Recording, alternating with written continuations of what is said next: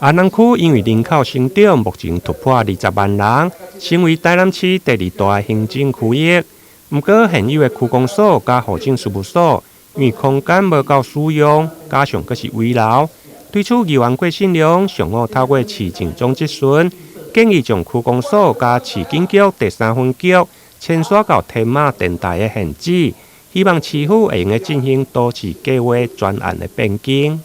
安南区自我今日选的时候是16万的人口数，甲进入突破了20万。20万了后呢，所有的区公所原来台港文化中心迄条的经费是要来，这块地是要来做区公所的这个用地。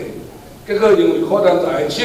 讲要甲中央讨一个台港文化中心，安尼连来甲讨，伊地佫挪出来。造成的区公所内底只是围楼，只是用征收尔。一个20万的人口，户政事务所、区公所，原来个图书馆伫遐整个已经到围楼啊，是毋是应该借着即届检讨内底，为这个机关用地来做一届？既然已经拖遐久啊，关键是公所一定要迁徙起新的，因为即摆已经是爱政补强再补强，都免局，第二3分局有需要，因为人口遐尔啊济。所以你讲的所在，包括3分局、包括公所都应该去。是不是让伫遮，我来让甲英文甲即个国有财产局，因为这国有地，是不是咱甲有种机关用地，爱会